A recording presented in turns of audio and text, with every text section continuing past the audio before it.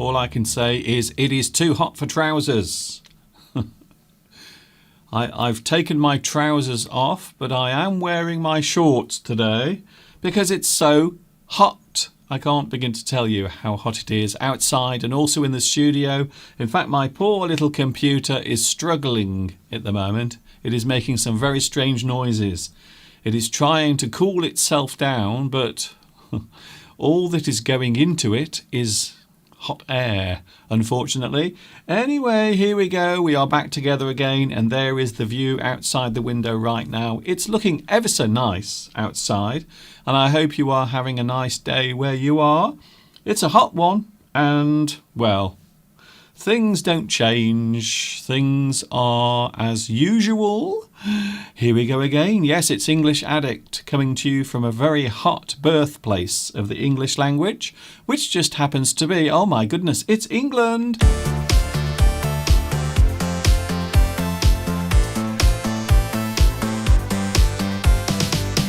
Yes.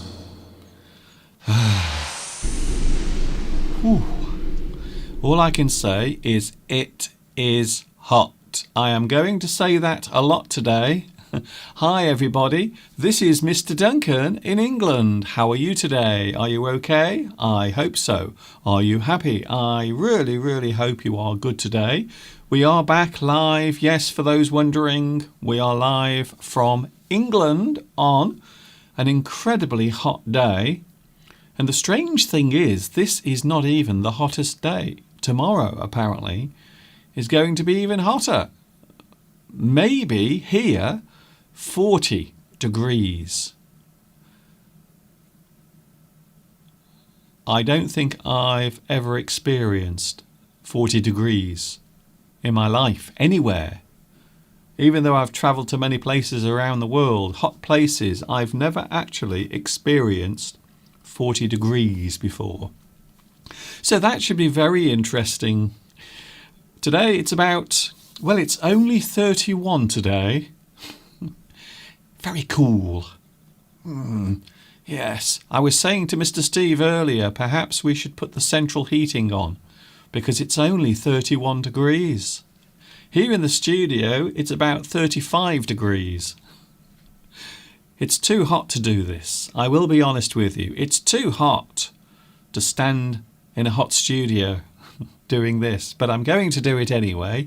Yes, here we go again. We've made it all the way to another week we've got through and another weekend almost. My name is Mr. Duncan and I talk about the English language. I like English. You might say that I'm one of those up there. An English addict. And I have a feeling you might be as well. Thank you very much for joining me on this very hot day. I don't know what it is where you are because I know in some parts of the world it isn't summer. It's much cooler. So some places are having it and some places are not having it. So it just depends on where you are in the world, I suppose. But here, it's around 31 degrees at the moment. The last time I checked, it was 31. I'm sure Mr. Steve will let us know what the actual temperature is a little bit later on when he comes along once again. And of course, we've had a very busy weekend. Yesterday, I went to see Steve in his show. He was in a show yesterday, a musical, lots of singing, lots of dancing, lots of acting as well. And Mr. Steve was there. We are going to take a look at a video clip of Mr. Steve performing yesterday on a very hot stage. Can I just say the place where we were at yesterday was really hot. We were indoors and there were lots of lights above the stage, so the whole room was quite hot. Even though they had air conditioning on, it didn't make much difference. It was very hot in there. Anyway, more about that later on when Mr. Steve comes to join us. Yes, as I said, we've made it all the way to the end of the week and all the way to the end of another weekend. You can tell that I am really tired today. It's too hot to do this. Yes, it's Sunday.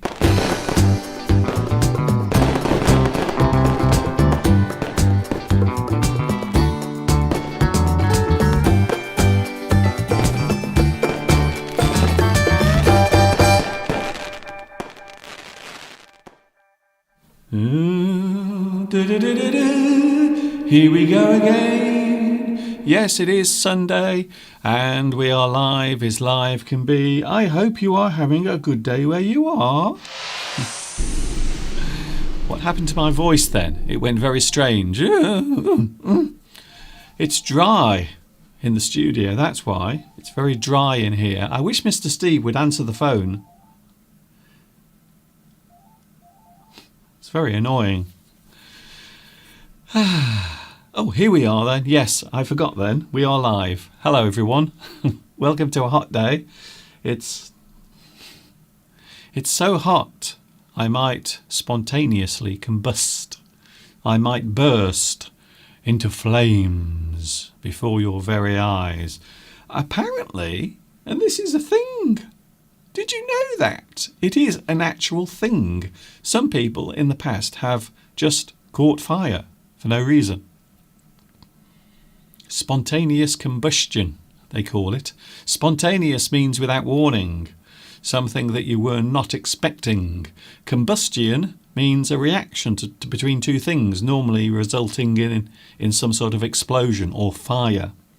So that's what that is. I don't know if it's real or not, but I do remember in the 1970s, lots of people were suddenly bursting into flames for some reason. I don't know why. It might be happening here, if it gets any hotter. Yes, English Addict is what this is, for those wondering. If you've just strayed around the internet and you're wondering, what shall I do today? Well, guess what? You can do this. You can watch my English Addict live stream. Very different from other English teachers. I have to be honest with you, very different from other things you might see on YouTube. But I hope you will enjoy it all the same. Beautiful view outside. I can't resist showing you the weather outside. Look at that. Isn't it nice? It is a lovely day today, almost blue sky, but everything is rather nice outside. You might be able to see the occasional butterfly going past.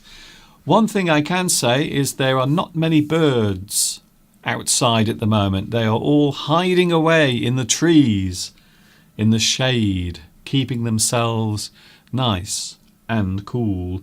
So you won't see many birds today. Whenever the weather is really hot, you will find that the birds will stay in the shade. So, what is coming up today, I hear you ask? Thank you. Well, today we have lots of subjects to talk about. We have Mr. Steve here, talking about his performance yesterday. If you want to talk about the heat, you can. If you are experiencing unseasonable, I like that word. If something is unseasonable, it means it is something that doesn't normally happen at that time of year or during that particular season. It is unseasonable. And that is the word I suppose I could use today to describe the weather here. Very unseasonable. Even though it's summer, it is hotter than it normally is. Hotter than the average. Also, we're talking about pictures today. Pictures. Photographs. Taking photographs.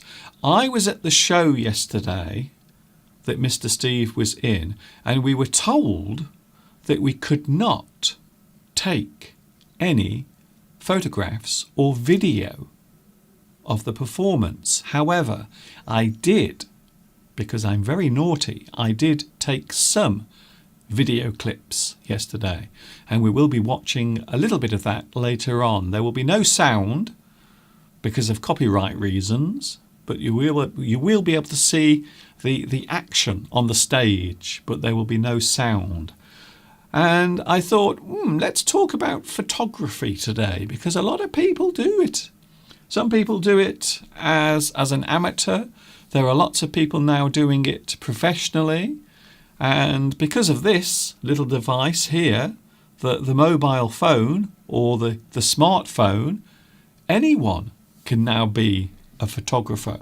So I think it's a pretty popular thing nowadays. Lots of people enjoy looking at photographs of things that they've done in the past. It is a great way of reliving your memories. I think so. Words connected to photographs, and I suppose also I will ask a couple of questions today. What about you? Do you like having your photograph taken? Some people don't.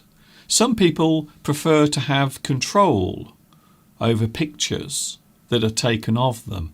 I will be honest with you. You might be surprised to find this as a fact, but I don't really like having my photograph taken if I don't have control over the actual camera or the picture. I know that sounds strange because you can't always take a photograph of yourself, but I always worry that the person will take such a bad photograph and maybe the light will be wrong and I will look very strange on the picture. So that's the reason why. So even though I spend most of my life standing in front of a camera like I am now, even I feel a little self-conscious when a person is taking a photograph of me using their camera or their phone, because I always worry about whether it looks good on the actual photograph. So everybody does it. And of course, nowadays, a lot of people take photographs of themselves and then they make some alterations. They put a filter over the photograph to make themselves look younger. Or maybe, I think nowadays you can actually change the shape of your face as well. You can actually change the size of your eyes and the shape of your face.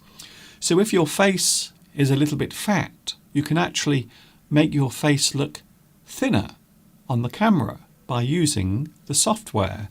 And then when you take the photograph, you look at it and you think, ooh, I look so handsome and beautiful. When in fact, it is the camera that has made you look fantastic and beautiful. Because in real life, you might not look like that. So I think that does happen quite often. Can I say hello to the live chat? Hello, live chat. I hope you are nice and cool where you are, because here it is so hot. I can't begin to tell you. In the studio, in fact, it might be cooler outside. So it's about 31 degrees outside.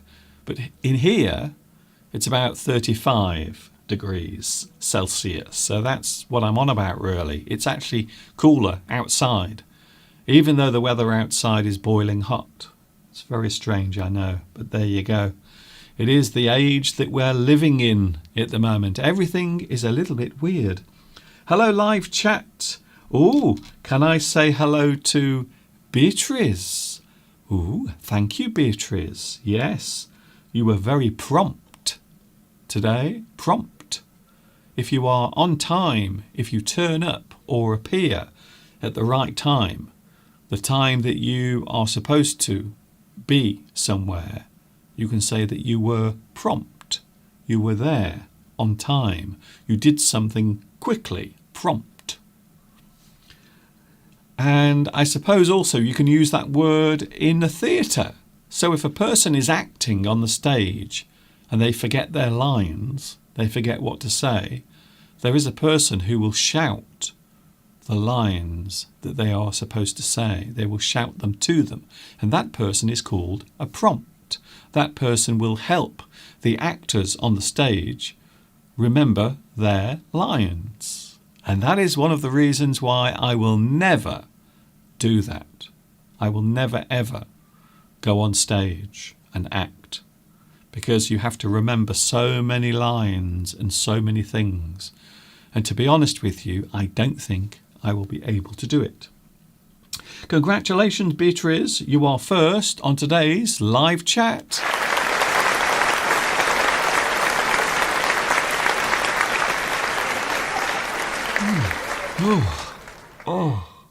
It's too hot. It's too hot for applause. I have to be honest with you. Thank you, Beatrice, for joining us today. We also have, hello to Luis Mendez. Is here today. Hello, Luis. What is it like where you are at the moment? Is it hot in France? I think it might be.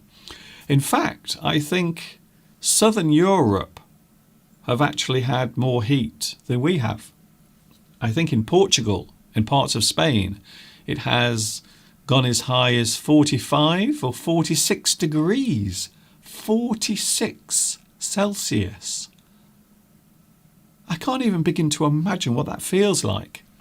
But I have a feeling that we are going to experience that tomorrow, because here apparently it is going to be around 40 Celsius here tomorrow. So that should be very interesting indeed. So the live chat is up and running. If you want to say hello to someone, if you want to say hello to me, if you want to make a comment about any of today's subjects, we are talking about photography. Do you like taking pictures? Do you like having pictures taken of you? Let me know a little bit later on, after Mr. Steve joins us and we are all here together. Hello, Ismail. Hello, also Sandra Gonzalez. We also have Rak and also Omar Al-Haboob. Nice to see you here as well today. We have Vitas. Hello, Vitas. I'm afraid you were not first on the live chat today, but there are plenty of other opportunities in the future. Hello, Megar. Hello, Mahmood. A lot of people here today already. Nice to see so many people joining in. Maybe you can help me to keep cool. I don't know how, but I'm sure you will try. You will try your best. Isman. We also have Christina. We have Palmyra. Monisa is here as well. Can I say a big thank you to... isn't this lovely? This is really nice. This moved me. I was very moved by this. Can I say thank you to Magdalena Prokasova or Prokasova? I hope I pronounced your name right. Prokasova. Magdalena Prokasova, for your kind donation that I received over the weekend. Thank you very much. That is so kind of you. And of course, don't forget, I do everything here for free. Everything I do on YouTube, it costs you absolutely nothing. All of the hours and all of the years, all of the lessons that I've made, they've all been done for free. Completely free of charge. Once again, thank you, Magdalena, for your lovely donation over the weekend. I really do appreciate it. Thank you very much. Mr. Steve will be with us in a few moments. I bet you can't wait for that. A lot of people say we prefer your live streams when Mr. Steve is with you. Well, the only problem is, during the week, Steve has to work, you see. So he can't join me during the week. So the only time that Mr. Steve can join us is on Sunday. And he will be with us in a few moments' time. So I hope you don't go away, because there is still lots of stuff to come. Questions, conversation, topics, and all of the information about Mr. Steve's show that he was performing in yesterday. Don't go away.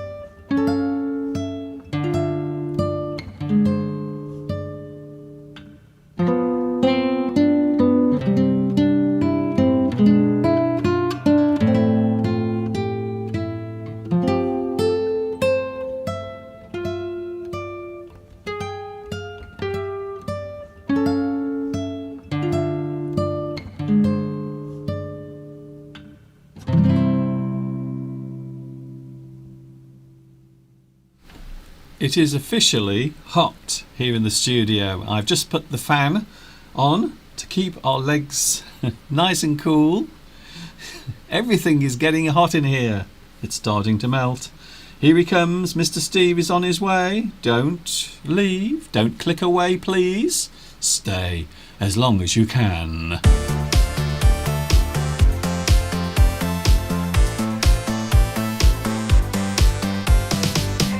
Yeah, here he comes. Hello everyone. Hello Mr. Duncan. Hello Mr. Steve. Hello wonderful viewers across the globe. Yes. Across the very hot continent as Yes. well. Especially Europe. They're talking about us all over the world, apparently. Are they? Yes, well, I was watching the news. You mean us? No, not us. Oh, But Europe. Europe. And yes. the crazy weather behind us. That is outside right now.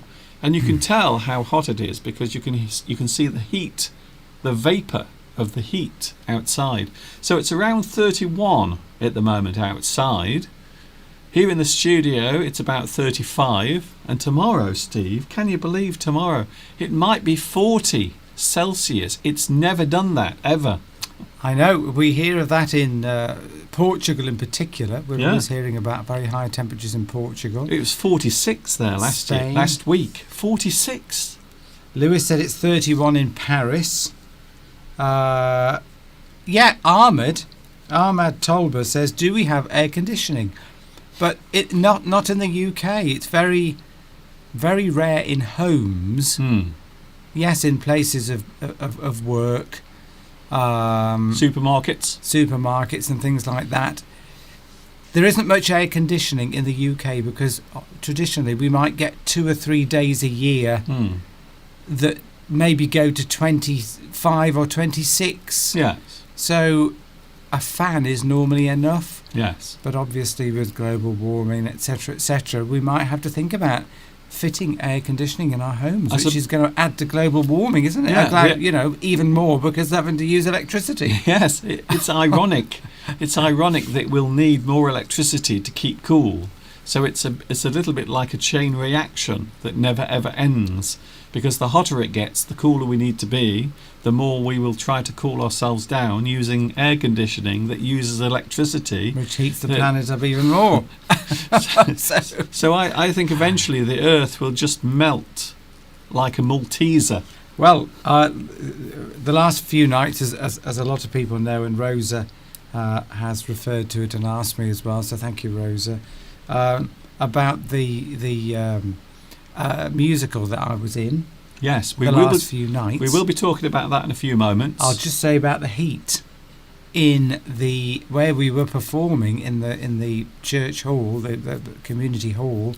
It was so hot that at half time a lot of people left on one night because they couldn't stand the heat. There was a lady there of 101, and she had a carer with her, and they took her home because she was overcome with the heat. Yeah, they had to carry her out. They had to carry her out, yes. Well, anyway, yeah. So, yes, it's not all we're going to be talking about today. No, although it will take up a lot of the time. I think the fact I'm standing here and already I just want to end the live stream and go and stand by the refrigerator. Thank you. So we don't have air conditioning normally in homes. It's very strange that. It's very, very rare. Because we've been to lots of hot countries in the past, and almost every house has air conditioning. I do remember the first time we went to Malaysia, and we stayed with someone. They were very kind and allowed us to stay with them. The only problem, they had no air conditioning. I know. And the daily temperature there in Malaysia is around 33 Celsius. And high humidity. They had no air conditioning. It's unbearable. I don't think we've ever been in such an uncomfortable place. Because I think inside the flat it was probably more like 38. Yes. And very muggy, very humid. It's not very nice in sort of places like that, Malaysia, when it's hot, because it's a moist heat. Yes. So you're constantly feeling horrible and sticky. And That's a good word. Lewis asked about the performance as well. Duncan will mention that later. Yeah. So thank you very much. It's 48 degrees now in Kuwait, 48. says Ahmad. So What- I bet you've got air conditioning there. I think because that's a country that is normally hot. So if you normally Yes. have hot temperatures, because we have 4 seasons here, so our summer is only for a short time. It's almost unnecessary to have expensive air conditioning in your house. We can almost get by. But I will say something now. We are not used to anything over 35 degrees.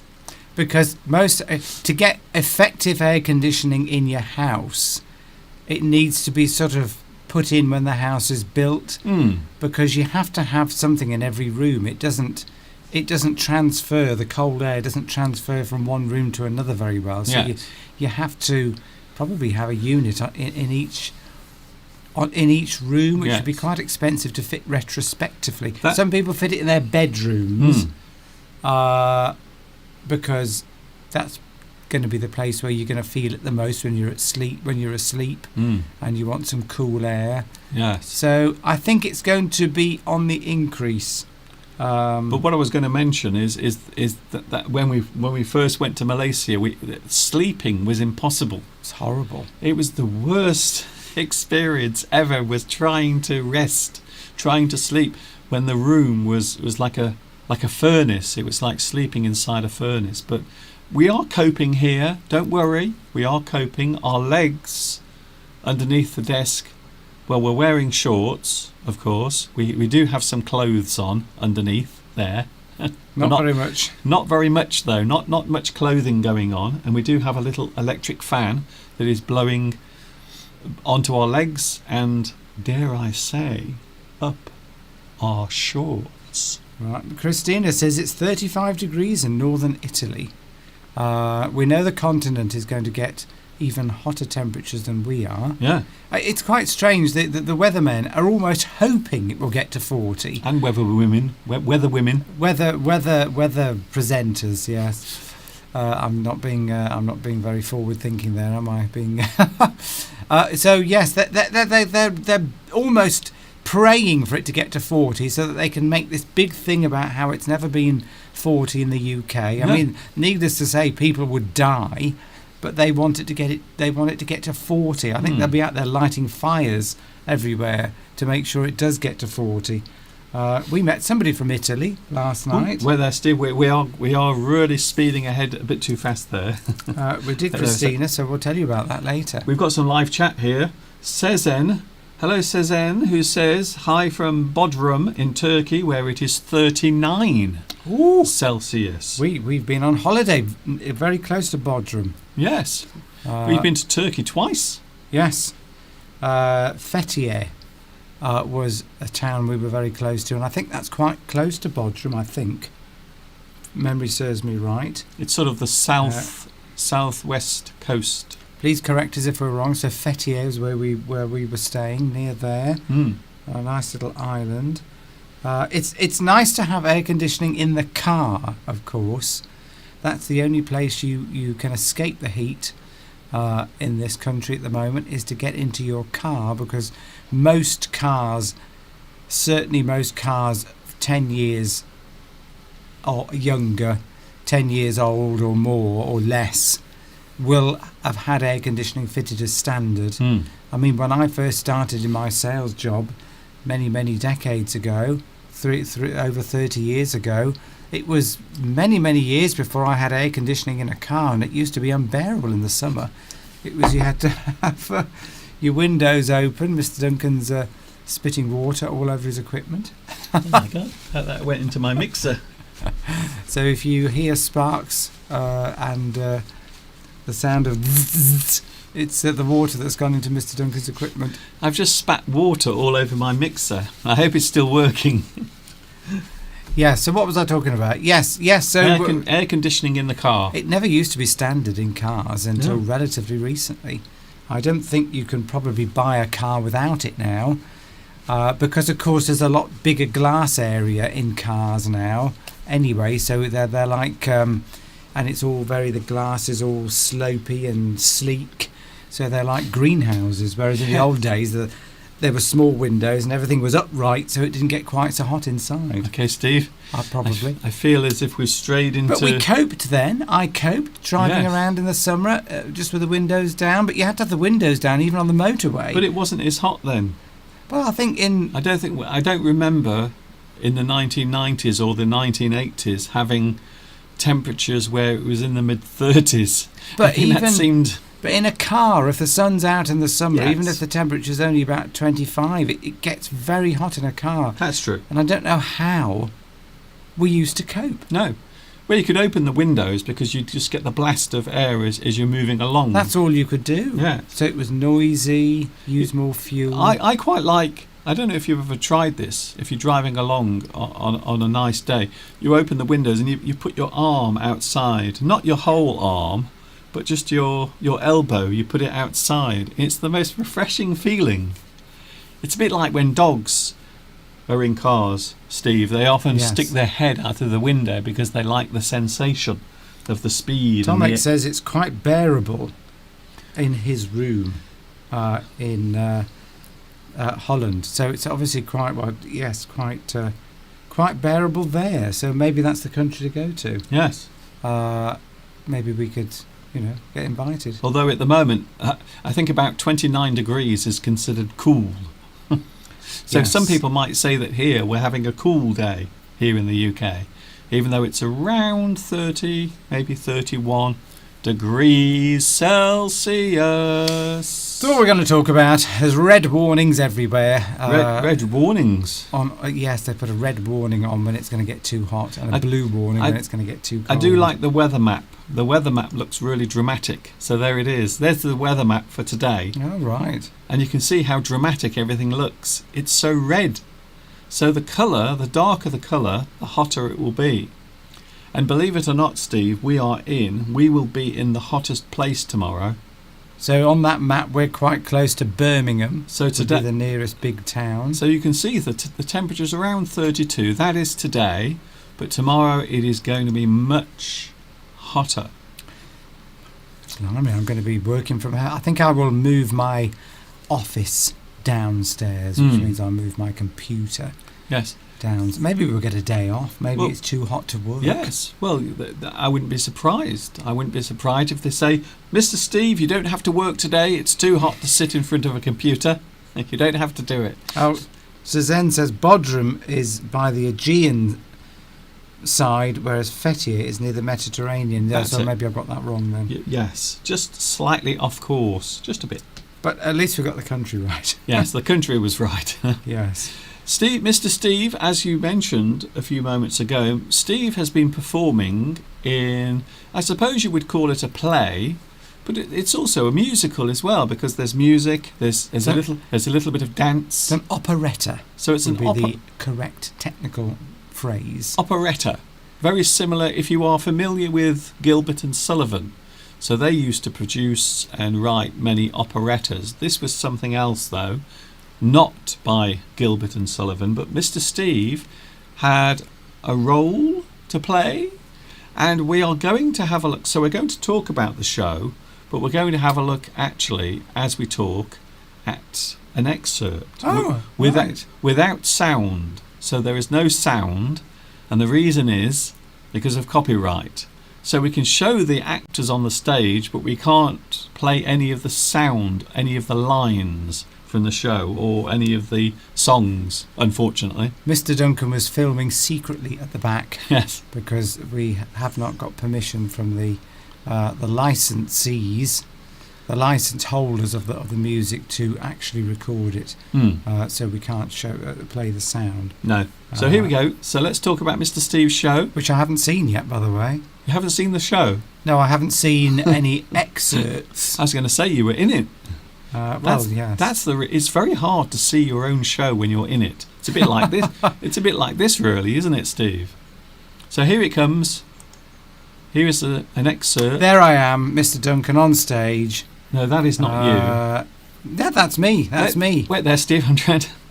So that is one of the main actresses, but you will see Mr. Steve in a moment. She's looking for Mr. Steve, you see. She can't find him. So where is Mr. Steve? I don't know. Where am I? There he is.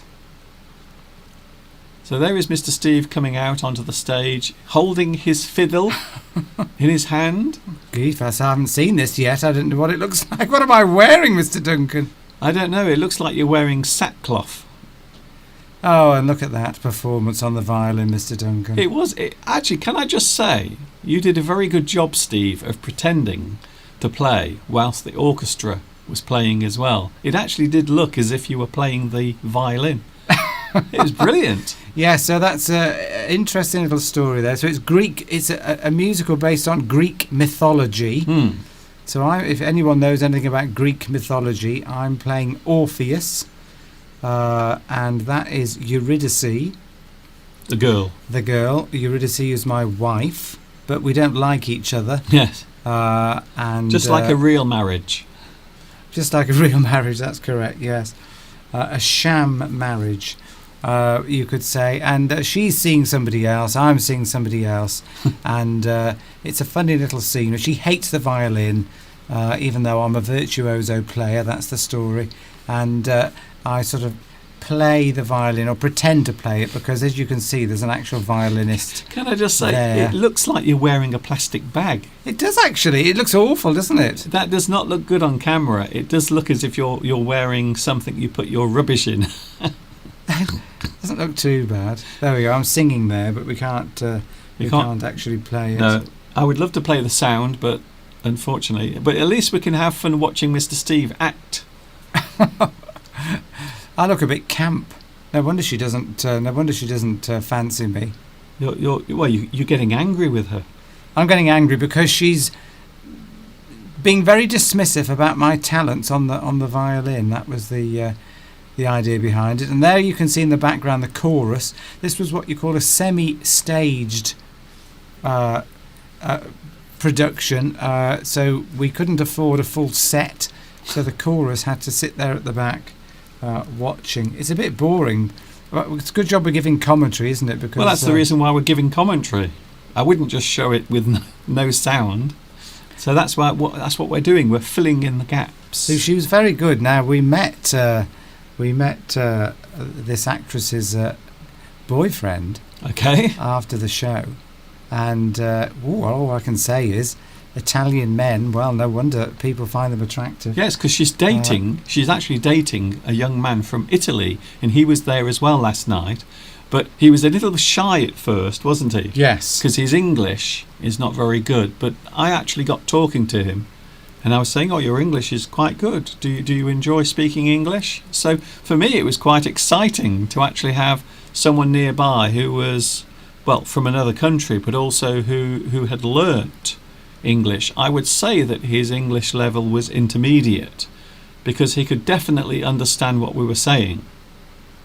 That's where I have to pretend to yes, Greek mythology. Well, Orpheus is supposed to be a musician, and of course this has been adapted. As you can see there, my wife hates me playing the violin. I'm pretending to play. I'm not actually playing. No. There is actually a violinist in the orchestra. If you can just see her there on the right hand side, she's playing, and I'm supposed to be copying what she's playing. It's a beautiful piece of music. But there you go. Sadly, we can't play the dialogue because that's also in copyright as well.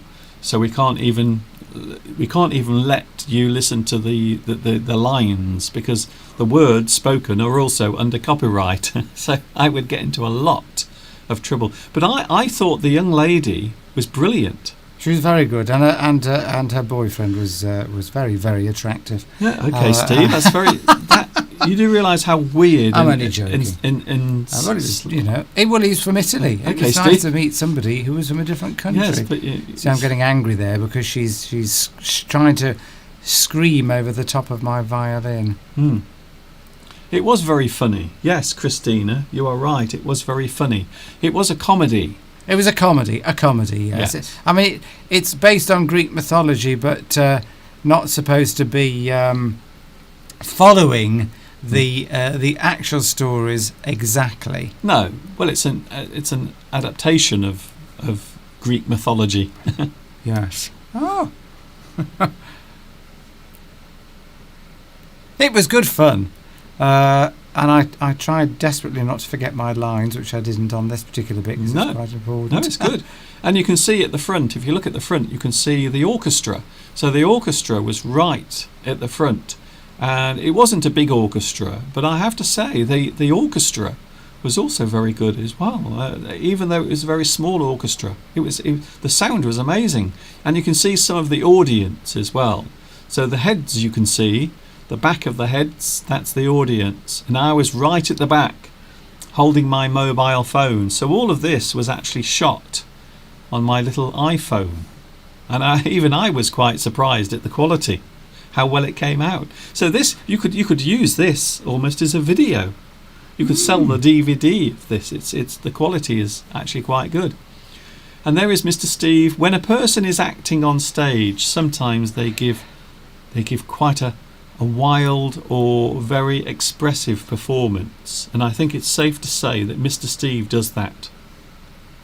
Your acting is always very expressive. Well, I like to give people a bit of a laugh. Yes. That's the yeah. So that's it. That's the first scene over with. That's it. That's gone now. And that's it. So right, we're not going to show the whole thing, are we, Mr. No, Duncan? that's it. That's it. That's it. That's all I'm going to show. Oh, Mr. Duncan. Oh, What? it's over now. It's over now. I want to do another performance today. Yeah. We only did 3. The problem is Steve spends months practicing and rehearsing for this, and then it's all over after 3 days, and then Steve always feels a slight yearning because you want to do more of it. I get very down, depressed after performances because you've got the high of performing. Yes. You've got the audience clapping, Mm. you hope, which they did this time. And everyone coming up to you afterwards saying, "Oh, you were wonderful, fantastic. Oh, you should be on the West End." Not really. They don't really say that. No. But yeah, it's good fun. And we got to go to the party afterwards. We had a And lovely then party. And you meet people and you have Yeah. a laugh and a joke. It's, I'm going to be doing this, I think, for a long time, Mr. Yeah. Duncan. And we went to a party last night as well afterwards, and it was at a beautiful place. The producer, his house is very nice by a canal, Yes. and they even have their own little boat as well. So that was nice. The only downside, and there is a sad thing about this story, Is there? I lost £15. Yes. I dropped it. I don't know where it's gone. So Julian, just in case you're watching, Julian or Jane, have a look down by the canal where the ducks were sitting. You might find £15. It's mine.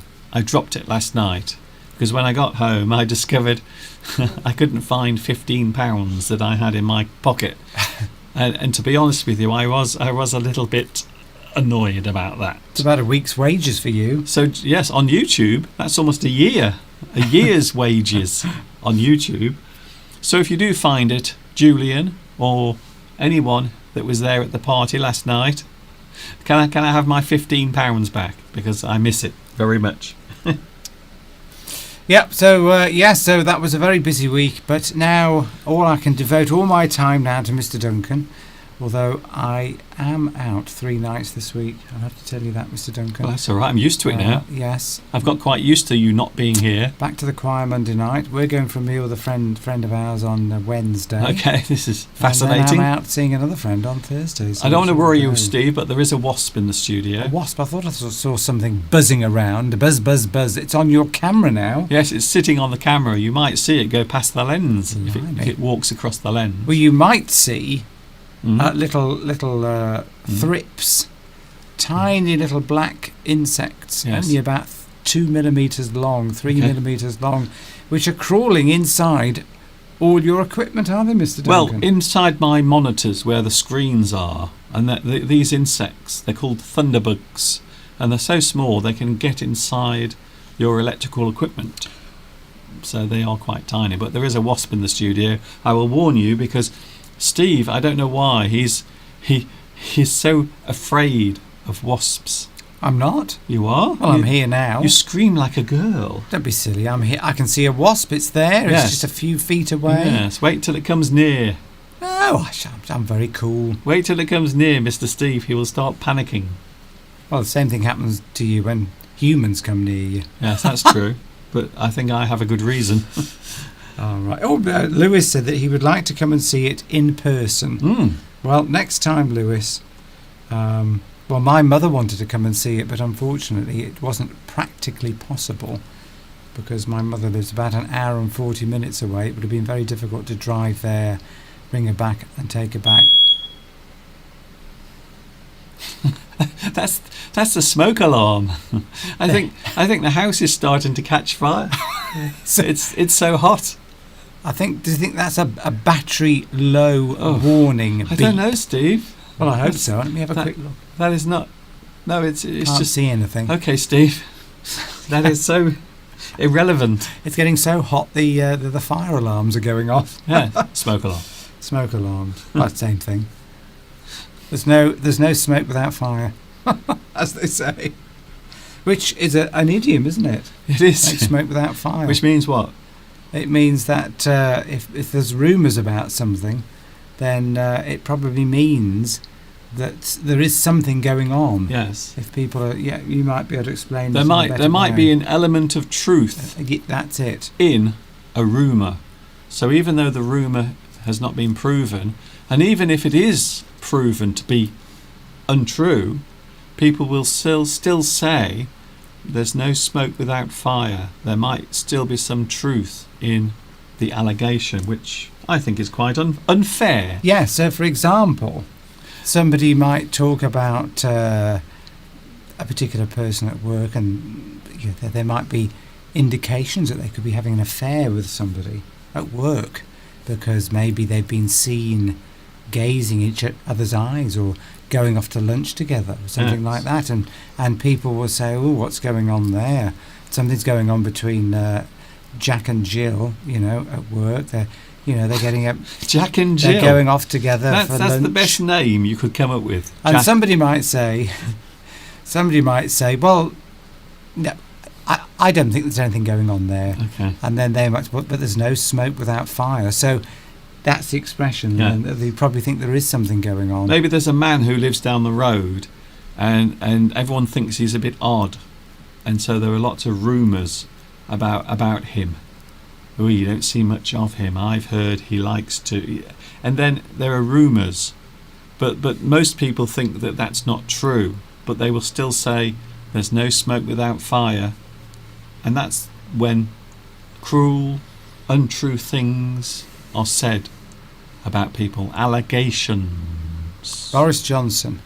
Well, there's no allegations there. That's all been proven. There's just fire. Yes, there's just fire. There's no smoke. Fire and charred remains. Smoke gives you the indication that there could be a fire. A fire is an important big event.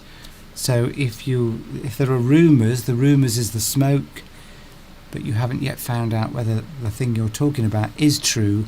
Is it really a fire? Is it actually happening? Yes. So anyway. It's a good little idiom, that one. Very funny comment from Palmyra. Mr. Duncan, I thought you meant that you lost weight. 15 pounds of weight. I wish I lost 15 pounds of weight, but I didn't. Not based on yesterday, anyway. We ate yesterday. We did eat a lot of food yesterday. I will be honest. We did eat far too much food. But yes, if anyone finds 15 pounds on the ground, anywhere, wherever you are in the world, if you find it, it might be mine. I think those ducks probably ate it afterwards. It's probably floating down the Staffordshire and Worcester Canal at this moment. Tomek says that I'm more than welcome to come to the Netherlands. Of course, I said Holland, which was probably technically incorrect. The Netherlands, and I can even bring along the man standing next to me. Is that me? I was confused. I think it was that way round. I was confused because you said man. That is open to debate. It is, just a bit. As we all know. This is the moment where Mr. Steve says, what are we doing today, Mr. Duncan? What are we talking about today? Is that the moment? Were you about to do that? No, not really. I thought we were talking about, is it heat and words to do with heat and being hot? No, we did that last week. Oh, did we? Right. Oh, I wasn't here though, was I? You were here last week. Okay. Okay, this is good. That's right, I was. You do yes. remember you were here last week and we talked about hot words I've just got and heat. Just thinking of my dialogue. Today we're talking about things connected to pictures. Something a little bit different. Pictures? Pictures and photographs. And the reason why I mention that is because yesterday, of course, I was filming Mr. Steve doing his show. Someone was filming. Well, it was me. It's We all right. don't know who was filming. Yes, but We it don't was want to break- it was me with my mobile phone in the church hall. I was there He's fibbing. in Codsall yesterday. So there. What are you going to do? What you going to do? It's my answer to that. I was about to say something then, Steve, and I've completely gone. But there Something are about pictures. yes. Well, we are talking about pictures, but I thought it would be interesting to have a look at some words connected to being hot. So this is something we did not show last week. We did not show this. Is that because we ran out of time? No, it's just because they weren't there last week. Oh, right, okay. So I thought it'd be interesting quickly just to show some hot words. So there are many words we can use to describe today. So all of these can be actually used to describe hot weather. For example, you can say that it's hot. The weather today is hot. It is scalding. Scalding. It is scalding. It is so hot. It feels as if you are burning. Scalding, normally you use that phrase to refer to hot water Yes. on your skin. Anything that can cause damage using heat. Burning on your skin. So if you put boiling water on your skin, you've been scalded by the water. And there is another spelling of that as well, which is SCOL, which means to be punished or to be told off for doing something wrong. You are punished in some way. You are scolded. So there are two words, but this one means to be burnt. Something is put onto your skin, or maybe something burns your skin. It is scalding. Yes. Baking. You might say today the weather is baking. Like an oven. Yes. Baking, if you put something in the oven, you bake it. So that's a good reference to heat. So you can use the word baking hot to imply that it's like being inside an oven. So we are baking Yes. in the studio today. Here's another one. Scorching. Another good word. Oh, look at that. As you said that word, Jamila, hello Jamila, said it's a real scorcher today in Algiers. Yes. Scorcher. So that's a good use of the word. So something is scorching. It is so hot it might catch fire. Yes. So it is burning, but it's almost about to actually catch fire. So you might say that today is hot, scalding, baking, scorching. Jamila has used that phrase very well. It's a real scorcher. Yes. If you say, oh, it's a real scorcher today, it means it's so hot, things could, burst into flame spontaneously. These are all exaggerations, because when people are talking about the heat, they will always use exaggeration to make things seem more than they actually are. Because obviously nothing is literally scorching No. or baking, but the implication is there by exaggeration. We have blazing. It is. Blazing hot day. It's blazing outside. You can just say blazing. It's blazing The outside. sun is ablaze. The implication there is that the sun is really... Because these are quite subtle, the way that you would use these. You couldn't use them all in exactly the same conditions. Blazing hot would suggest that the sun is beating down very hot. Yes. So blazing normally refers to something that is on fire. A blazing forest is a forest that is in flames. It is actually burning.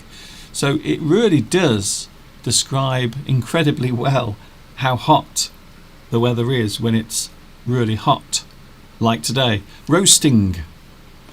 Roasting. Something by the fire. If you stand by the fire, or if you put something by the fire for a long time, it will begin to roast. just like we are today in the studio. Similar to baking, in that the implication is that you're putting something in an oven, or it's by a fire, or something like that. To heat something through, you heat something through, is to roast. Blistering, another good one. Maybe if you have an old house that is being painted, you might see the paint will start to come off. It will blister because of the intense heat. If you've been out in the sun, your skin might come out in blisters because you can't get sunburnt. Blistering hot, so the implication is it's so hot your skin will come up in burnt blisters. Sweltering. Sweltering. Sweltering is very expressive because it's showing that there's heat, but also it shows the effect that it's having on your body or you as a person. Sweltering. Physically. So you're sweating, you're sweating hot. Yes, sweltering gives the implication that it's very humid. Yes. So in Malaysia, it's sweltering because you can get dry heat, like in Australia, for example, or certain parts of America, where it's very hot out in the desert. In Africa, it's hot, but it's a dry heat. There's no moisture in the atmosphere. No. Whereas if you go to a tropical country, the same temperature, you've got high humidity combined with the heat, and that makes it sweltering because you're always sticky. Sizzling. Again, something is so hot it is almost boiling. It is sizzling. But you can use it figuratively just to show that the temperature is very high. So all of these words can be used to describe hot weather. Sizzling, boiling. It's boiling outside. There we go. Well, if it gets to... I would think that's amazing. So obviously water boils at 100 degrees C. Yeah. But in certain parts of the world, it can get to 50 degrees. That's halfway to the boiling point of water. Yeah. That's going some, isn't it? It is. It's pretty amazing. Well, even getting to 40 yes. is. Well, a few months ago, I suppose I should say a few weeks ago in India, it was getting into the mid-50s, which I can't believe. I've never heard of these temperatures ever occurring. And that's the reason why we're getting so excited here in England, because we've never had 40 degrees, and apparently that's what it's going to be tomorrow. Jamila says that her air conditioning needs fixing. In fact, so she says that she's melting. So there's another phrase you can use to describe it being very hot. Thank you for that. You can say, "Oh, I'm melting." It's so hot. It's literally you are melting. Again, they're exaggerations to indicate the extreme heat. It's like if it's very cold, you say, "I'm freezing." Well, you're not literally freezing, but it gives the impression that it's very cold. Yes. That's what we use exaggeration a lot in these types of phrases. And finally, one that we don't use often, but it is used, searing. Yes. Searing. You might describe the heat as searing. Again, very, very expressive. I love these words because they're not just describing something, they are describing it very vividly. Searing heat. If you sear meat, it means that you sear the outside on a hot flame. Yes. Or in the frying pan. A hot temperature, you put the meat in and you sear it, so you burn the outside of it slightly. Yes. To see, so that's a good phrase to use. Often that is used in cooking. When you're, sear the meat. Especially when you're cooking maybe stew and you want to seal the outside so the meat doesn't fall to pieces. You want to keep the flavour in there. That's it. Searing. Exactly. Or steak, of course. Steak. You will often sear steak as well. Searing. Yes. Lewis says sizzling, like sausages. Yes, sausages sizzle. Yes. You're frying them and they make that noise. Again, as I say, they're all phrases that indicate they're an exaggeration of what actually Yes. what actually is happening. Because you could say, "Oh, it's hot today, isn't it?" But if you say, "Oh, it's searing," then that you're exaggerating, but it's giving the impression it's really, really hot. Yes, you're really Like showing boiling. that the temperature is higher than it normally It's is. boiling. Obviously, it's not literally boiling, Yes. although it may do Can one we day. Okay, Steve, can we say hello to Man from Brazil? Man from Brazil. I don't recognise Oh, Man wow. from Brazil. bloody hell! He says. Yes, yes. Well, I suppose that's from the thumbnail, because you can describe the heat. If the day is hot, you can say it is hot as hell. Hot as hell. Yes. Yes. It's hot as hell today, because of course, Hell is supposed to be a furnace. if you believe that there is a heaven and a hell, well, heaven is lovely. It's fluffy clouds and everything is lovely and cool, and there is lots of refreshing lemonade and lovely deck chairs to sit on. However, hell is somewhat the opposite. Oh, It is hot. It's it is hot. a furnace, an inferno. Azar.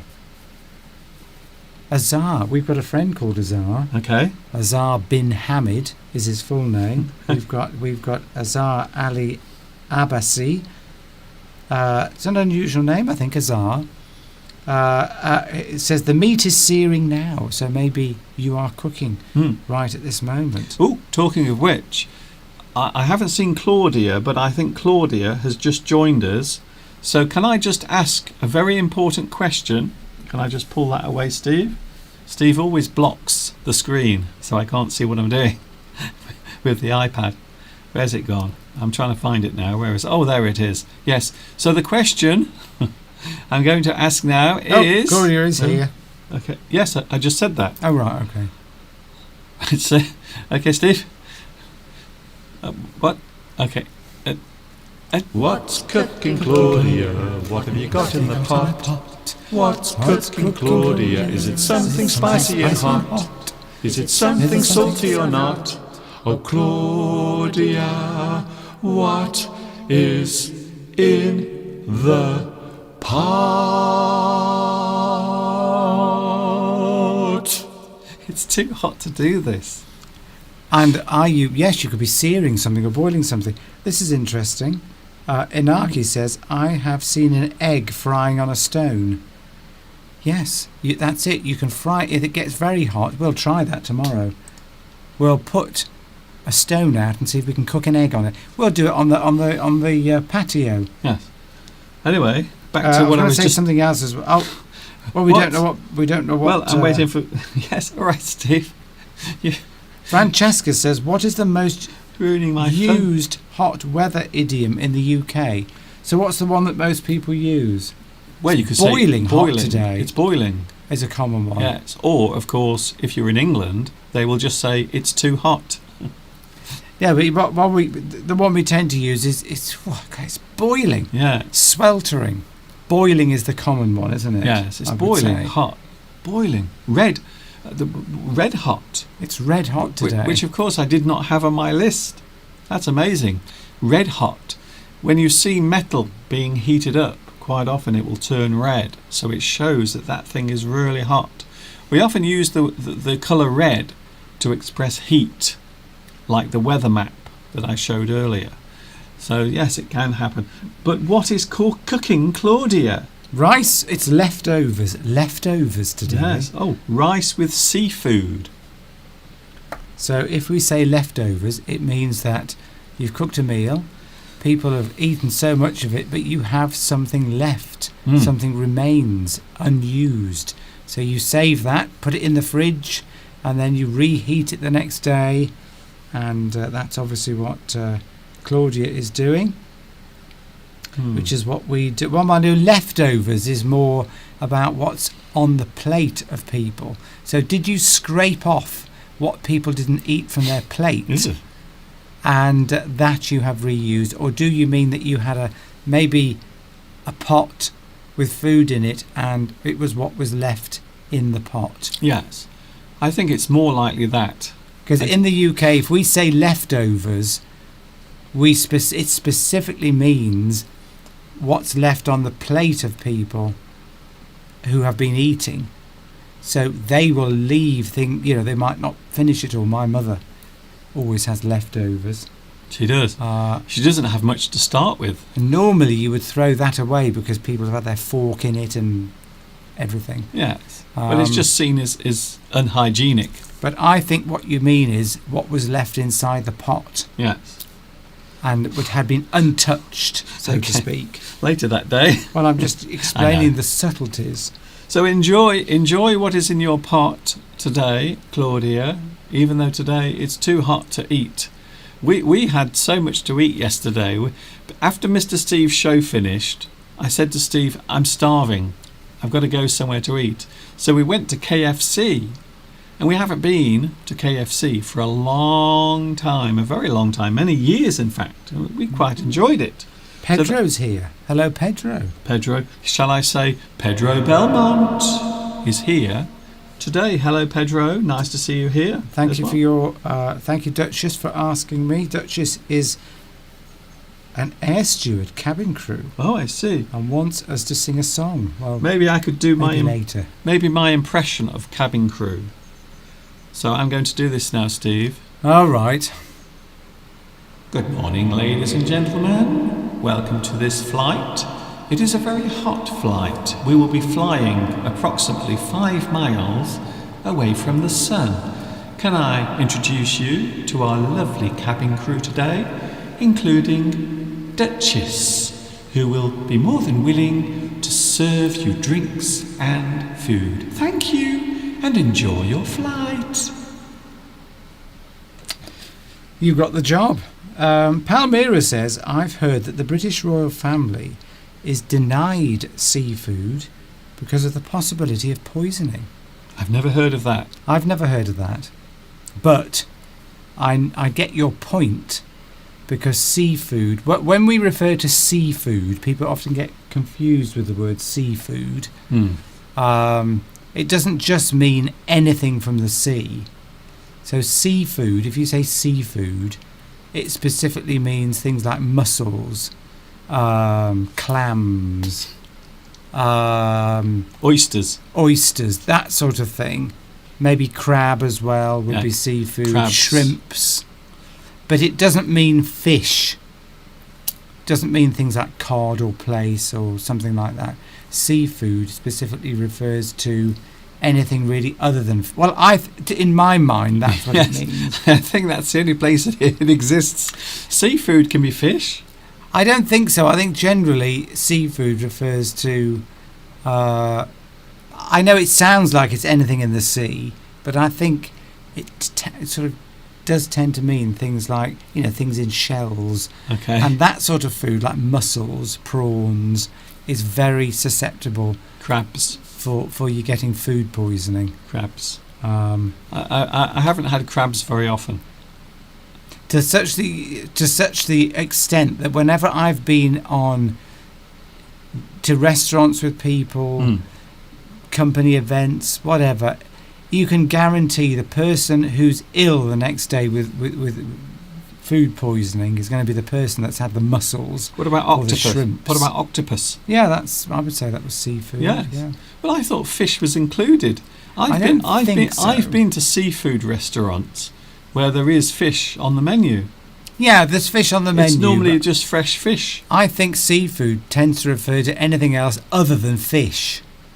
I think you have fish, and then that's what it means to me. Yes. So if somebody says seafood to me, I don't think fish. I think mussels, prawns, crabs, squid, which I don't like. None of those things. But I mean things like mollusks, Okay. like shellfish. Shellfish. Shellfish. They're filter feeders, so they're filtering out the water. And if there's any poisons or toxins in the water, this is very important, Mr. Duncan. Then particularly things like lead or mercury, it all gets concentrated inside the bodies of mollusks. Yes.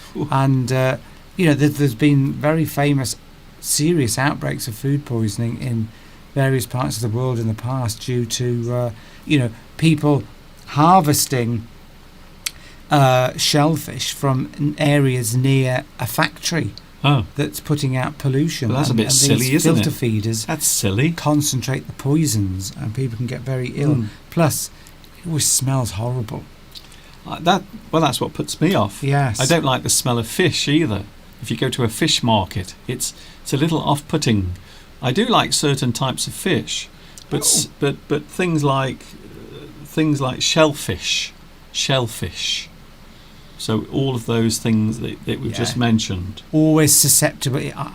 I would say with shellfish, I don't like them anyway, but I'd never have it at a restaurant because you don't know. They're so susceptible to giving you food poisoning.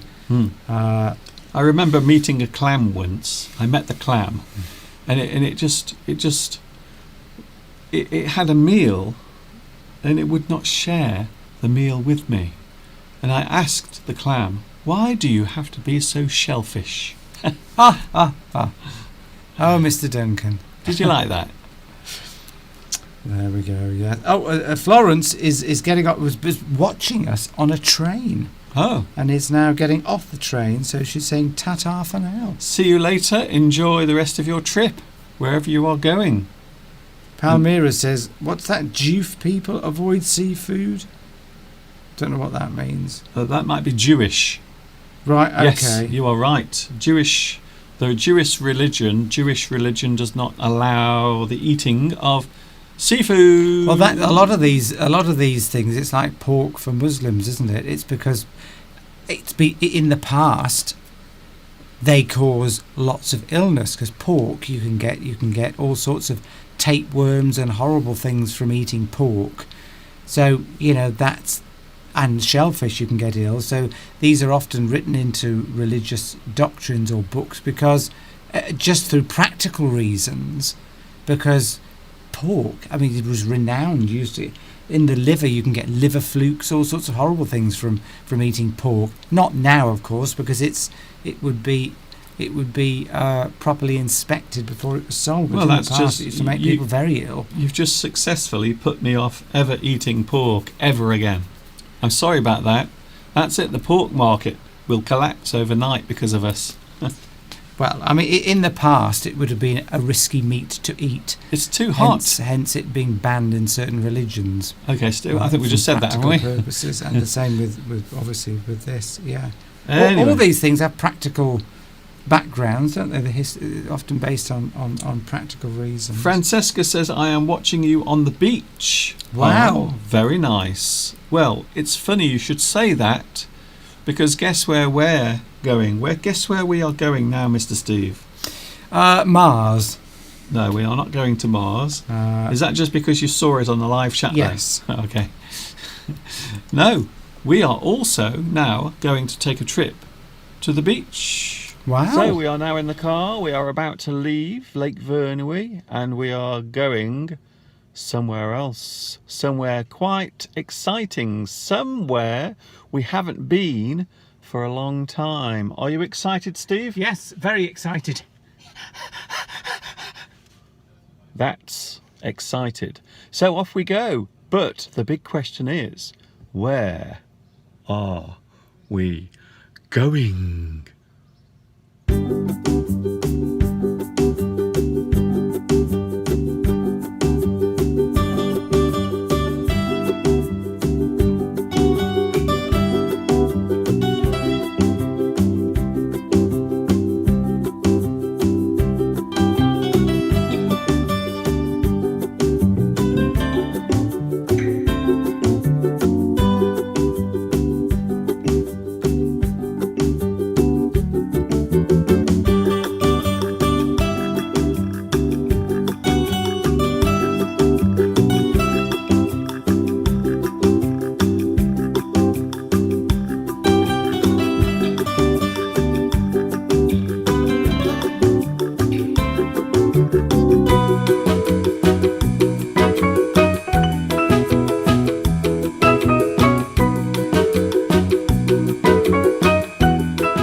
So here we are, Mr. Duncan and Mr. Steve, but where are we?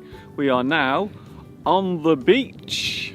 On the beach at a typical British beach scene.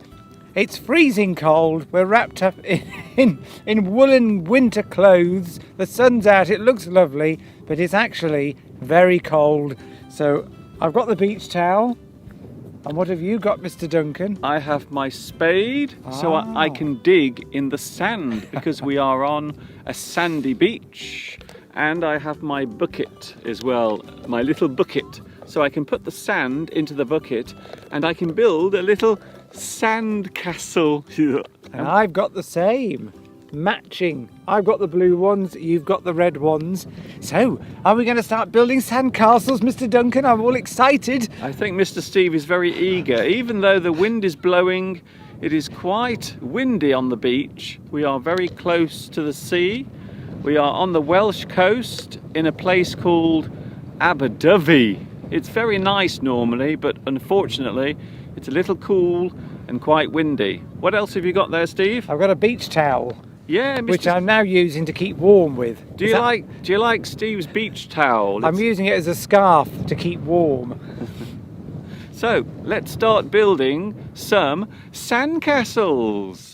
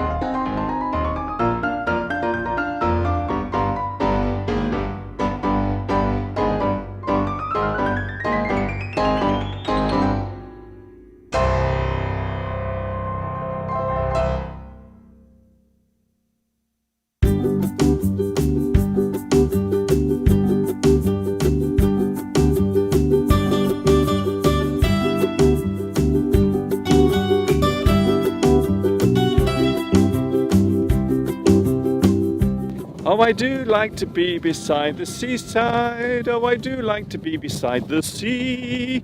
All over the UK during the summer months, people come and they visit the seaside. They go to the beach. I don't know what it is about being near the sea. The sights, the sounds, the weather, and also the fresh air. To be honest with you, there is a lot of fresh air around today because it's so windy. And look at the sea. Isn't it beautiful? In fact, I think Mr. Steve is going to go into the water for a paddle. You paddle in the water. You splash around in the sea.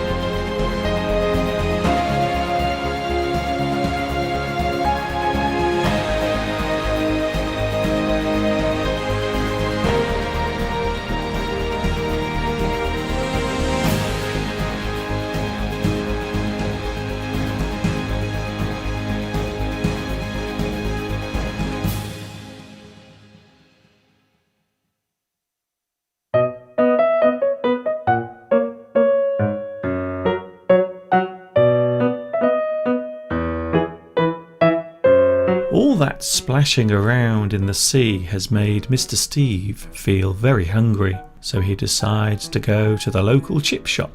There's nothing like a bag of fish and chips. piping hot from the fryer, with extra salt and vinegar.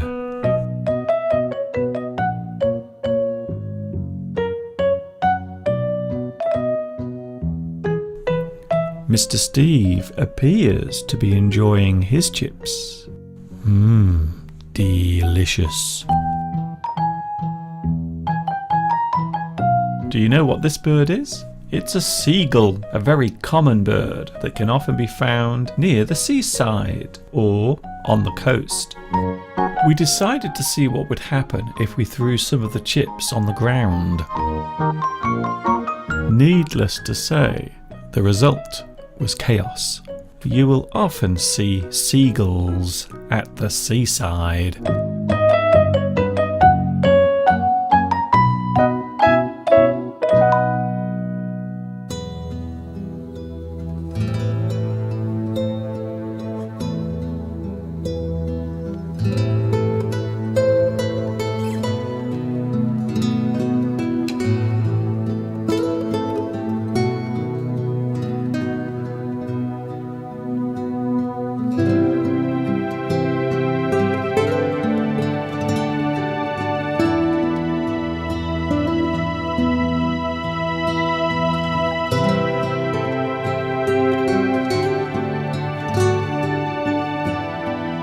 So our day trip to the seaside is almost at an end as we walk off together into the sunset.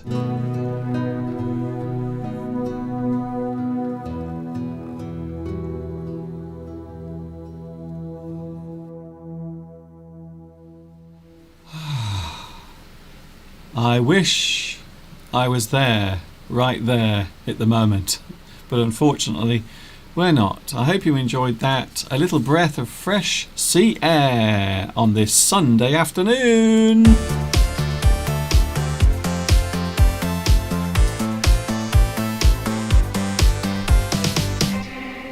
Here we go again. We are live right now on YouTube for a Sunday afternoon. It's a hot one. Very hot indeed. Well, people are talking about seafood. Excuse me, and what to eat by the seaside.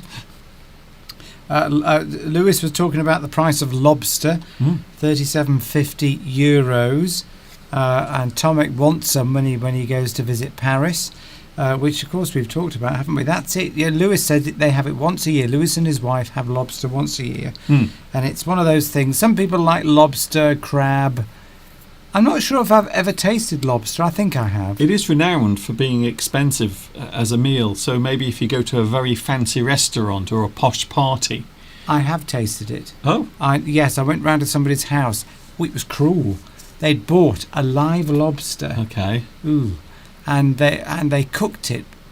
They put it in the water and put the stove on and then heated up the water, and eventually when the water gets to a certain temperature it dies, and the poor thing was trying to crawl out crawl out of the pot. It was cruel, I thought. I mean, normally they steep it into boiling water, don't they, to cook lobster. That's supposed to be the best way to cook it. It's the best way. It isn't the best way for the lobster, unfortunately.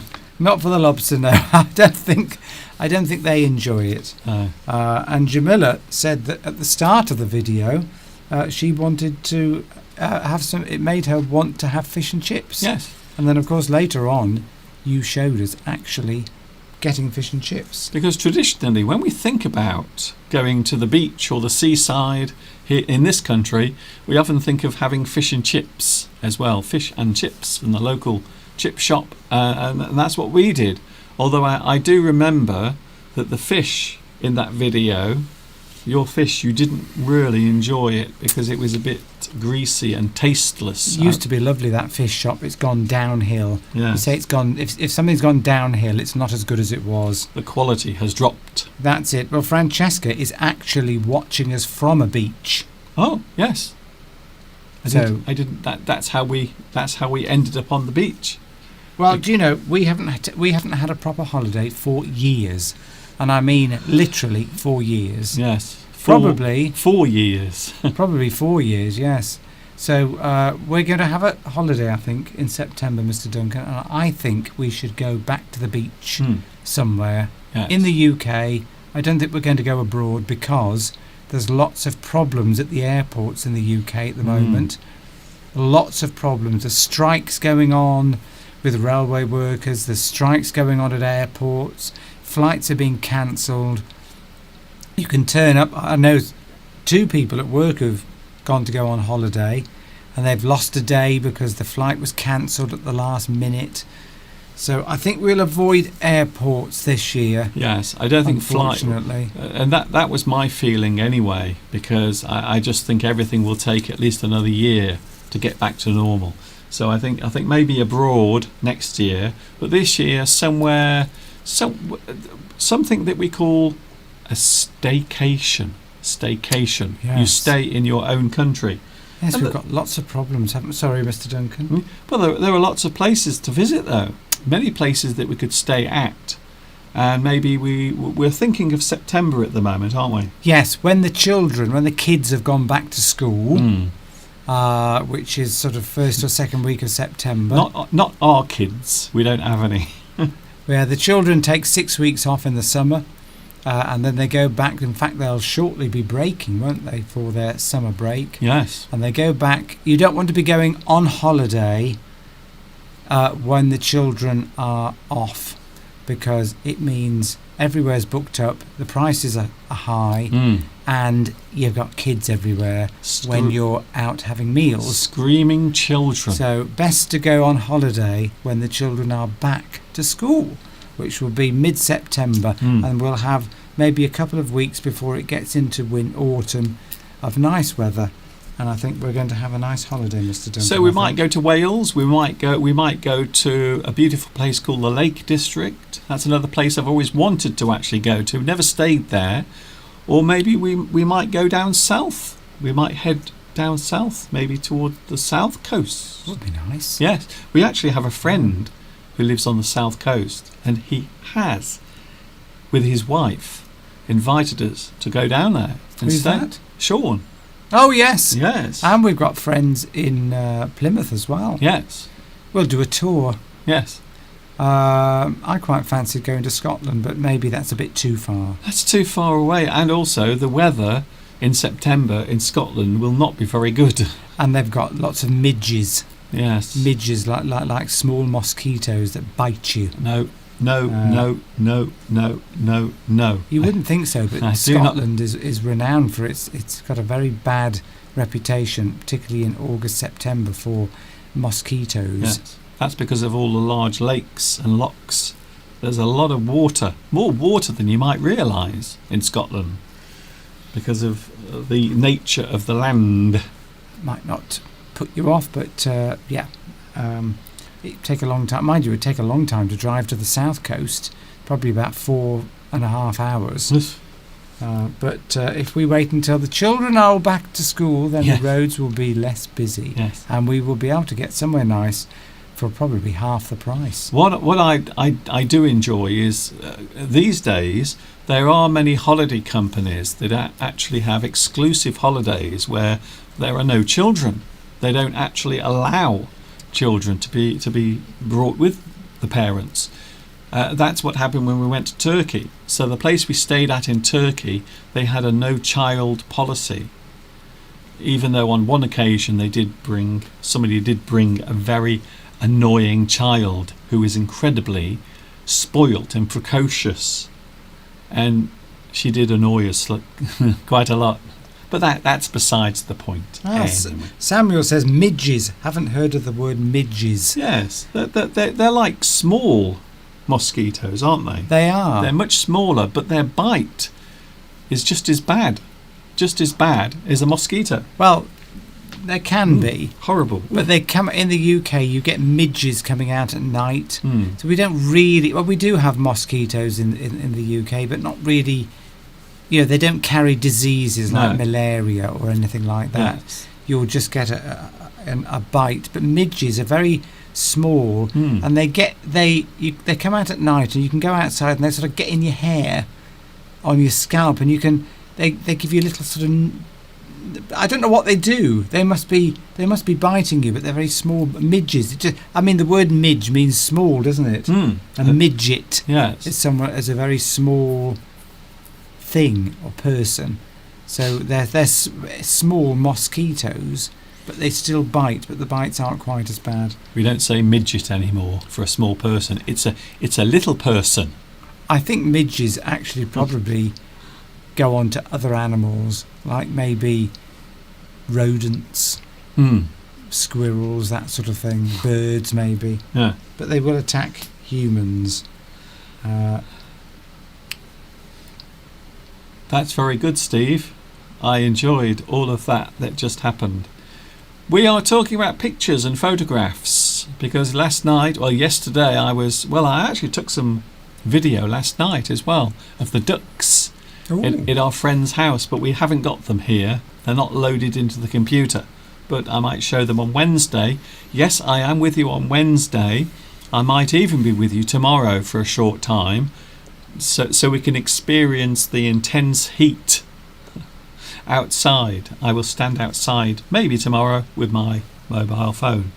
So I'm just wondering, what about you, Mr. Steve? Do you mind having your photograph taken? No. No, because you were a little upset yesterday. The program that came with there it is in front of you. Yes. There it is. Yes, this is the you show it, Mr. Duncan. So this is the handling these things. This is the program for Mr. Steve's play or operetta. Play. And there is a picture of Mr. Steve there. But you were not very happy with that photograph because you said that picture made you look really old. It's horrible. I don't like that picture at all. So sometimes maybe you are not happy with the results of a photograph. Is this leading somewhere, Mr. Duncan? Yes, because I'm talking about pictures and taking pictures. Oh, right, okay. Yeah, that's a horrible picture. I did literally just say all that, just. It's a horrible picture. Sometimes people were talking there, people of older than us. There were people of all different ages, and they were saying how maybe some of them were in their late 60s, early 70s, and they were explaining to us in a general conversation how inside themselves they still feel in their 20s, and then they catch sight of themselves in a mirror or in a shop window, and they can't equate, they can't understand. I feel 20 or 30, and yet that person I'm looking at, do you ever get that where you're caught off guard? You don't realise you're looking at yourself in a reflection, maybe in a shop window, and is that me? Because you're not looking deliberately in a mirror to look at yourself. So the person's self-image is of a young person, but when they suddenly see their reflection, it's almost like they're looking at another person. Yes. But in fact, it's themselves. I think so. But photographs are very unusual things because, well, first of all, a lot of people don't like having their photograph taken. As I said earlier, I'm not comfortable when someone else is taking my photograph because I always worry about what the photograph will look like. I always like to make sure I can see or control the photographs after they've been taken. So I always feel as if I want to look at them, and then the ones that I don't like, I want to delete. And I also have this annoying habit. If I'm at a wedding and they take photographs, I always pull a very silly face. I normally do this. And there are lots of wedding photos with me normally in the background or amongst the group. And I'm always doing this. I hope you don't do it to my sister's son's wedding. I will. It's my thing. Very well. Azar Ali Abbasi, who is new to this channel, says, where can he go to find lessons on your channel about grammar? Well, I have done some very older videos from years ago about grammar, and yes, they are available on my YouTube channel. You can just search for grammar, Mr. Duncan, grammar, and hopefully the lesson should actually come up. So I do talk about grammar sometimes. However, in the past I've done that, and everyone goes, Mr. Duncan, that is so boring. We don't want to hear about grammar. I did make some grammar lessons. And can I just say, no one wanted to watch them. I think for many people who are, especially if you are learning English or if you are intermediate, a person who has some knowledge of English, but you want to expand your ability to speak and listen to English, then grammar might be a little... I don't want to use the word boring, but a lot of people do describe grammar as a boring thing. Yazua Christos, hello, says, don't learn grammar, learn to speak phrases. So, yeah, maybe grammar, if you, depending on your... I mean, most English people don't have very good grammar. No. It's more important to be able to learn how to express yourself. That's literally what I said last night as well to our friends that we met. I said that no one speaks English perfectly. No one, not even the Queen. We often hear the expression the Queen's English, but even the Queen of England will make mistakes when she's talking. It happens because we are all only human. Samuel says most of us don't like our photographs. A good one is a rarity. And Tomek says he gets this feeling when he sees his reflection in a mirror that, of course, he's not fond of aging. None of us are really, are we? Let's face it. We don't like to be reminded. But it's when you get... and sometimes people take a picture. That's happened to me recently. That a group photograph is taken and you're looking at that group photograph of maybe there's a work meeting and somebody says, oh, look at this picture, and there might be 5 or 6 or 7 people in that picture and you can't see yourself in there. So I'm not in that picture, and suddenly you look, oh my goodness, I am in that picture. Yes. Who is that elderly person? That person who in my mind did not look as old as that in the picture. That's happened a few times to me recently. Yes, I think it can be quite a shock when you're not ready to look at a photograph of yourself. So some quick words connected to it, and just something quick before we go. So there are a couple of words connected to cameras. We can be camera shy. So this is a good one, very similar to what we just said. A person who does not like or does not want to have their photograph taken, we can describe them as camera shy. A person who is camera shy is a person they will always hide their face. So it maybe if they're in a group of people and one person is taking a photograph of the group, there's always one person who does this. They will hide. They just don't like their picture being... My mother's camera shy. Yes, very. She doesn't like her picture because to take a good photograph, you've got to smile, haven't you? You can't be afraid of the camera. No. Because otherwise, you'll take a poor picture. So yes. You've got to... It's a bit of a skill learning how to take a good photograph. You can't be self-conscious. You've got to... I don't know how you do it, but... no. If you're camera shy, you probably won't take a good picture because you'll be worried about yes. how the picture's going to come out, yes.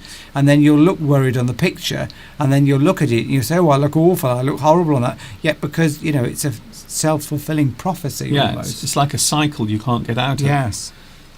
So I think with us over the years we've become very used to having ourselves on camera, but even now I still don't like having my photograph taken unless I have some control over what it looks like afterwards, or if it's a bad photograph I don't want anyone to see it. So it can happen even if you are on camera a lot. And the best photographers are people that will encourage you to... They will talk to you. You do that that's how you get my mother to take good photographs. Yes, I normally start laughing and joking, and then your mum will start laughing. That distracts my mother away from the worry of having a photograph taken, and you'll do something to make, and then you'll get that natural look then, not an artificial look, which is a posed photograph, Yes. which looks unnatural and probably makes you look older than you actually are. I use the same method that photographers use when they're trying to take pictures of children. They get the child to be distracted or to smile or laugh. And so I use the same method with your mum. I just do something silly and then your mum starts laughing. Palmyra says, say cheese. Yes, that's what we cheese. So That's if what we normally say. When you say cheese, although actually when you say cheese, you don't actually smile necessarily. Cheese. You see? I can say cheese, Cheese. cheese, without even smiling. It's a phrase that usually people respond to because it makes them smile when you say it. Yes. And another one, to be photogenic. Oh. Well, there we go. Yes. Are you photogenic? Are you a person who always looks good in photographs? So there are certain people who always look good in photographs. Wherever they are, whatever type of light is around them, they always look good. They have a certain face or a certain shape of their face which always looks good on photographs. According to Jamila, we are photogenic, Oh. but the lighting is very carefully arranged. Yes. So this is a studio environment where quite often the lighting is created. You create this environment, so you always make sure that it looks as good as possible. Photogenic, a person who looks good. Models, sexy models. Where? They always look good. Maybe a male model or a female model. They have a certain look. Sometimes I see people who are attractive but not good looking. And I think you know what I mean. I'm sure you know what I mean. You see a person quite often in advertising, they will use a person who is not necessarily good looking, but there is something interesting about. Photogenic. Yes, there is something interesting about their appearance, but they're not what you would call classically attractive or good looking. They just have something that makes them interesting, and an interesting face as well, which is often used in advertising. I think the thing is, if you want to take a good photograph or you want to be good on video, you've got to behave naturally. I think if you worry too much about what's going to happen, then naturally your face will morph into an expression that will not look good on camera. Yes, I think so. It took me a long time to get used to not being shy of the camera when coming on Mr. Duncan's live streams. And that is the reason why not many people like appearing in videos, and that's when you see people on YouTube. There are people who have YouTube channels, but you never see their face. They just use commentary. Xavier R. Hello, Xavier. Xavier says some people are camera shy, but not shy with others, because we deeply know that the picture could be there for a long time. Yes. And that's why we want it to be a perfect photograph, because we all know people that have had their photographs taken and they're in the middle of a strange expression. Maybe they're talking. Maybe they're talking and their mouths are open or something, or they're eating and they don't want that photograph to be seen by others because they think it might put their image in a bad light. Yeah. Actually, that is good. Eating. People never look good when they're eating. If you take a photograph of a person eating food, they will almost never look good. If you are taking the photograph and they don't know that you're taking it. Quite often people will look awful when they're eating or speaking. Lewis, thank you for asking after my mother. She's getting better. She's a lot better. She's not probably 100% better yet. She's having some tests and things like that, but thank you for asking, Lewis. That's very kind. Lewis always asks about your mum. Yes, because obviously same generation, really. Christina makes a very good point. Christina says there are lots of people now, they will enhance their photograph. Yes. They will change the photograph using software. And yes, this is often the case when a person uses their mobile phone, their smartphone. There are often little programs that you can use to make your face look better, smoother, or even to change the shape of your face to make it look slim, and maybe make your eyes look larger or your nose smaller. So it's true, there are all these different types of software now. And I think young people are quite obsessed with taking photographs of themselves, but quite often they will use filters. So that software is called a filter, and it filters out all of the blemishes or the impurities, and quite often also you can change the shape of your face. Of course, we can't do that because this is live. You can't really do anything with a live image. So this is really us. But things like Zoom and yes. Teams have these beauty filters. Yes. And I know people at work switch that on, and you can have it on minimum or maximum. Yes. You can increase and we've noticed some people who during the pandemic were on the news, but they couldn't come into the studio, so they were using Zoom or Teams from wherever they were at home, and they suddenly looked much younger than they used to on the television. Yes. Or we saw them on Zoom on the television, and then we saw them after the pandemic on the television outside being interviewed, and they looked about 20 years older. Yes. Because they were clearly using these beauty filters Yes. on their Zoom or Teams app. Yes. But if you use Instagram has hundreds of filters now, different filters to make the eyes look larger, or even to change the whole shape of your face. So if you think your face is too fat, you can actually make it look slimmer. And Tomek wants us to move on to the next word. the next word. Yes. Is there another word? I don't know. We're going in a minute. I don't know if you've noticed, Tomek, but it is 4 o'clock. But he doesn't want it to go. Oh, isn't that lovely? That's very Yes. lovely, yes. I don't think Mr. Duncan is camera shy, says 100 DOB. I am, in a certain way. As I mentioned earlier, I have to have control over what the image is, or afterwards I have to have control. So I don't really like having my photograph taken by another person who I don't know.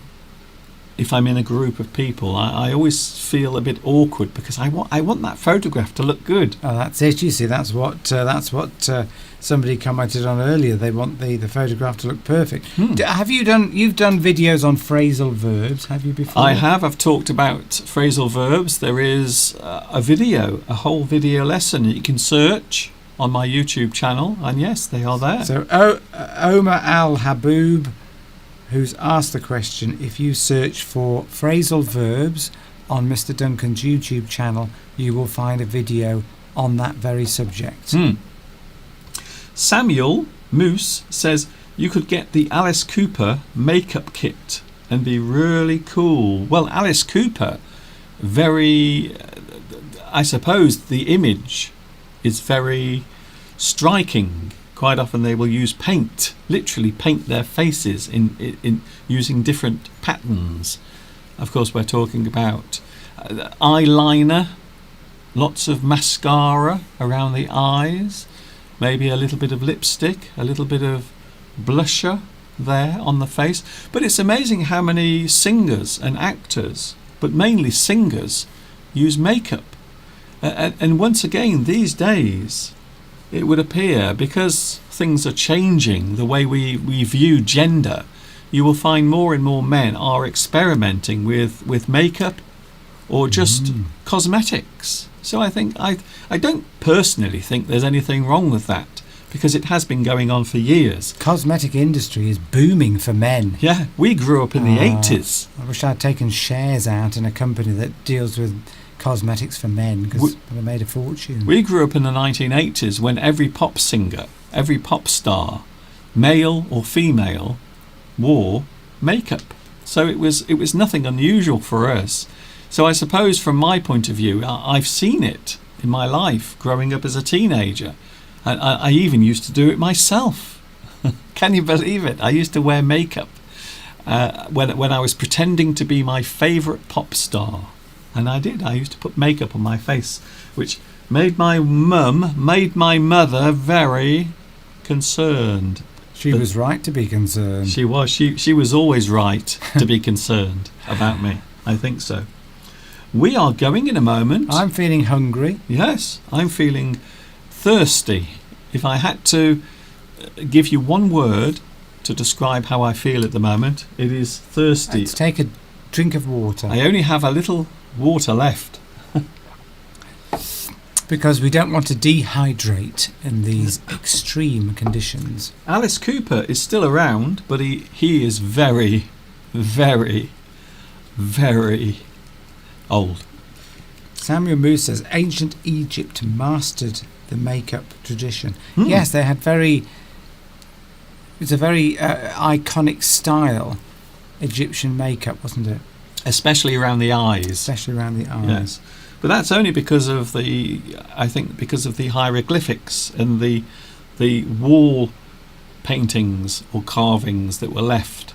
And you can see lots of examples of how people used to wear makeup or to change the appearance of their Who's face. that famous actress that was in...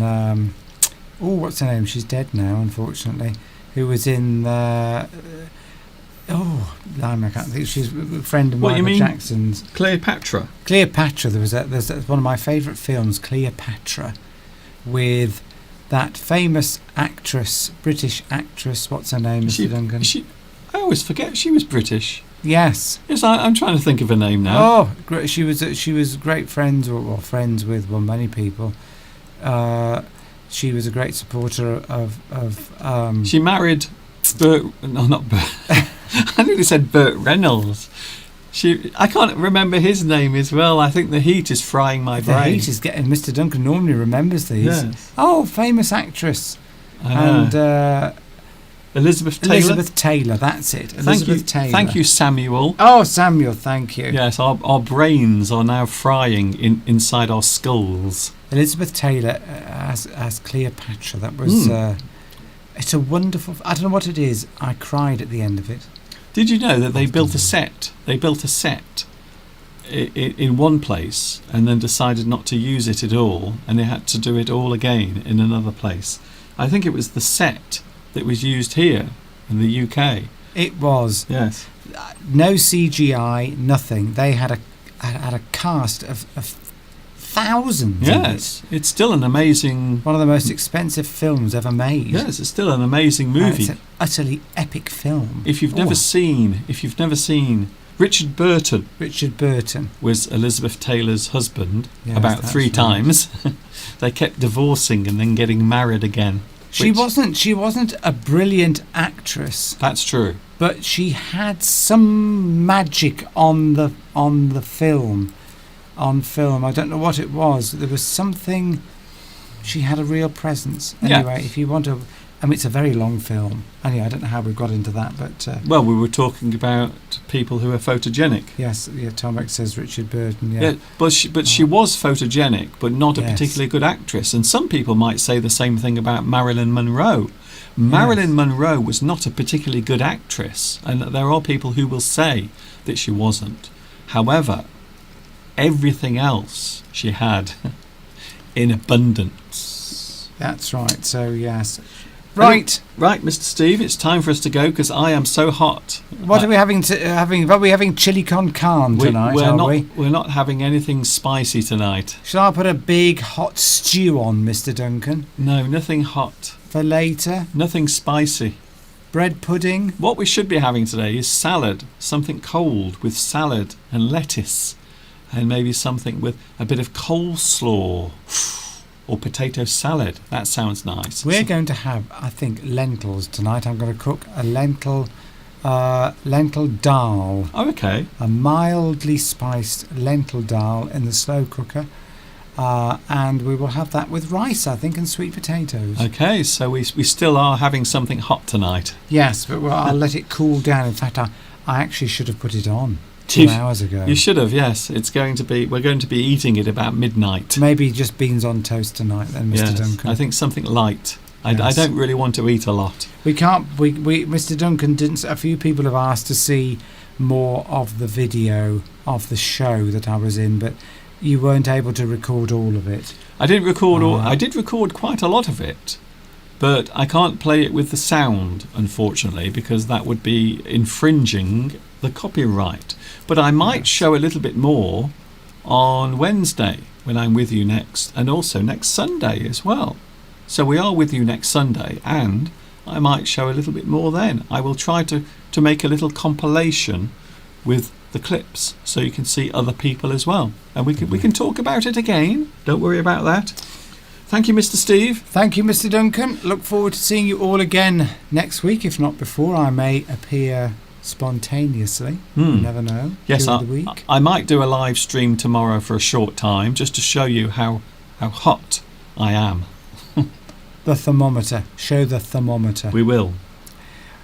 Lovely to be here. Have a great week, everyone. I hope you learn some English if that's what you want to do. And look forward to seeing you all again next week. Thank you, Mr. Steve. And Mr. Steve is now leaving the studio.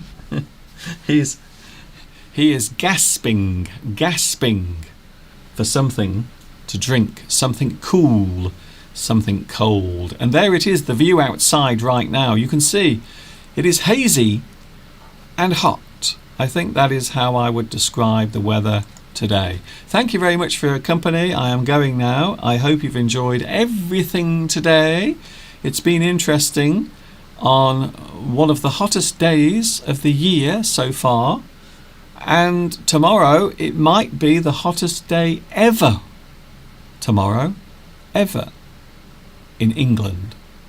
Around 40 Celsius tomorrow predicted. We will see what happens. Thank you for your company. See you very soon, and take care of yourself. Please stay cool wherever you are as well. Thank you very much for joining me today. This is Mr. Duncan in the birthplace of the English language, saying thanks for watching. Take care of yourselves, drink plenty of water if you are in a hot place, and I will see you maybe tomorrow for a short time, but definitely on Wednesday. And of course, until the next time we meet here, you know what's coming next. Yes, you do. Whew. It's so hot. Ta-ta for now.